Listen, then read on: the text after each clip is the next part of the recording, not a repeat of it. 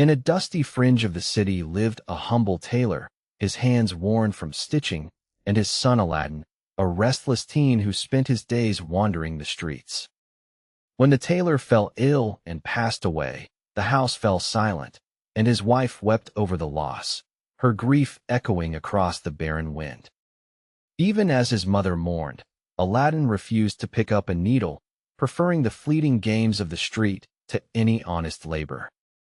One scorching afternoon, a cloaked stranger stepped out of the swirling dust and called Aladdin by name, his eyes glinting like distant thunder. The stranger asked, "How many summers have you seen, and whose blood runs through your veins?" Aladdin answered, "I am the son of Mustafa, the tailor, though he has been gone a long time now." In the cracked streets, the stranger steps forward, his robes flashing like a flash of lightning. He claims to be Aladdin's long-lost uncle, a magician who vanished years ago. The boy's eyes widen as the tale unfolds. The magician leans in and plants a quick kiss on Aladdin's forehead, sealing the claim of kinship. He whispers that blood ties bind them, and that he has come to set the boy on a new path. Breathless, Aladdin darts back to his home, eager to share the astonishing news. He bursts through the doorway, where his mother waits, her eyes filled with worry and curiosity. As Aladdin recounts the stranger's words, his mother's memory stirs. She recalls her late brother, the missing uncle, and a flicker of hope lights her tired heart. She quickly prepares a modest supper, her hands moving with practiced care. Before the meal, she sends Aladdin out to meet the promised uncle, trusting that destiny may finally favor them. A thunderclap heralds the arrival of the so-called uncle, bearing wine and fruit as gifts. The mother greets him with cautious hospitality, while Aladdin watches, half hopeful, half suspicious. The stranger bows dramatically, claiming he's been roaming distant lands for 4 decades. He spins a tale of distant deserts and foreign courts, trying to convince Aladdin and his mother that he's truly a long-lost uncle. With a curious glint, the uncle asks Aladdin what trade he practices, expecting a skilled hand. The boy shifts uncomfortably, unsure how to answer. Aladdin lowers his gaze, the weight of his idle days pressing down like the gathering clouds. Shame flickers across his face as he admits he has no skill to offer. Hearing his son's confession, the mother lets out a quiet sob, the sound lost to the howling wind outside. Her grief mixes with a faint hope sparked by the stranger's presence. Seeing an opening, the uncle proposes to set Aladdin up with a shop, promising stock and a fresh start. The boy's eyes widen at the unexpected offer. At dawn, the magician presents Aladdin with a set of elegant clothes, dressing him in fabrics richer than any he's known. The transformation feels like a first step toward a destiny far beyond the wasteland. The magician whisks Aladdin through the heart of the city, showing off crowded bazaars, towering minarets, and glittering lanterns. Dressed in his new fine clothes, Aladdin can't believe the world he's been missing. When they finally return home, Aladdin's mother lights a lamp and rushes to hug her son, amazed by his transformation. The night air hums with the promise of a brighter future. At dawn, the magician leads Aladdin past the city walls, beyond the familiar streets, and into the open wasteland. The gate creaks shut behind them, and the endless horizon stretches under the stormy sky. They find a weather-worn fountain half buried in sand, and share a modest cake the magician pulls from his satchel. The brief respite feels like a sanctuary amid the howling wind. Pressing onward, they trek toward a pair of looming mountains that pierce the dark clouds. Each step kicks up dust, and Aladdin's feet ache, but the magician keeps talking, urging him forward. Exhausted, Aladdin finally stops and begs the magician to turn back, pleading for the safety of home. The sorcerer's eyes flash, but he merely smiles and says the real adventure has only just begun.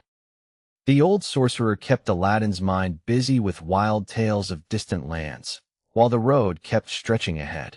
Every story seemed designed to make the boy forget how tired his feet were. At last the path opened onto a narrow gorge, 2 craggy mountains rising like stone walls on either side.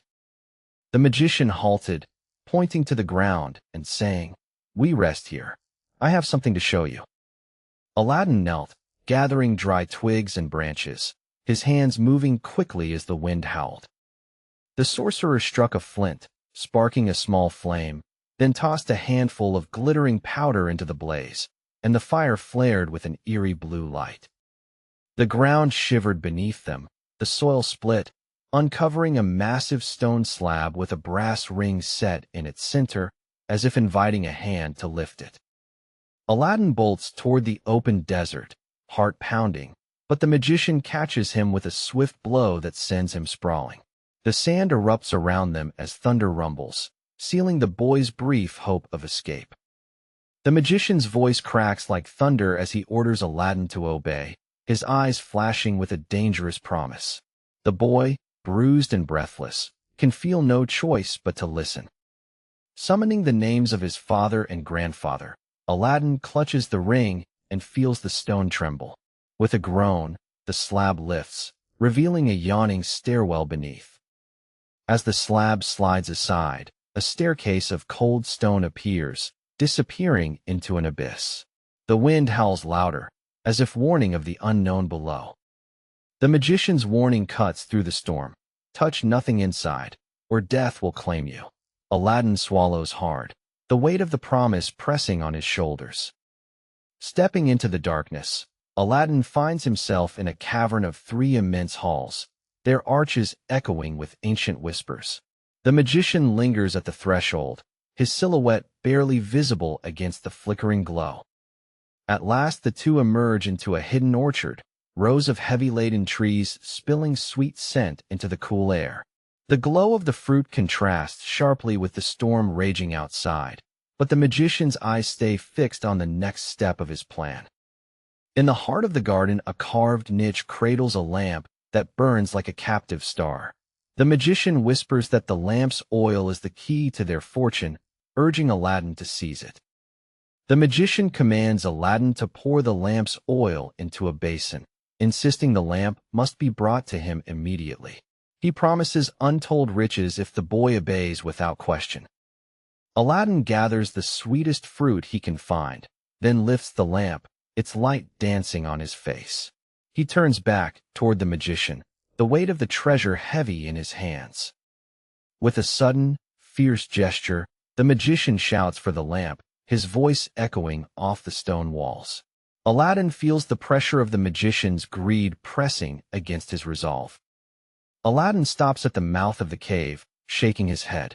He tells the magician he will not hand over the lamp until they're both outside, where the storm can't hide any more lies. The magician's rage ignites as Aladdin clutches the lamp. He hurls another burst of shimmering powder into the air, the sparks crackling like angry fireflies. The powder erupts, shaking the earth, and the huge slab shudders back into place. With a deafening clang, the passage closes, trapping Aladdin inside. Realizing his deception is exposed, the so-called uncle flees, his robes snapping in the gale. Aladdin watches, lamp glowing, as the false magician vanishes into the raging storm. If you enjoyed this story, subscribe to Take Break, turn on notifications, and share it with a friend who loves a good story.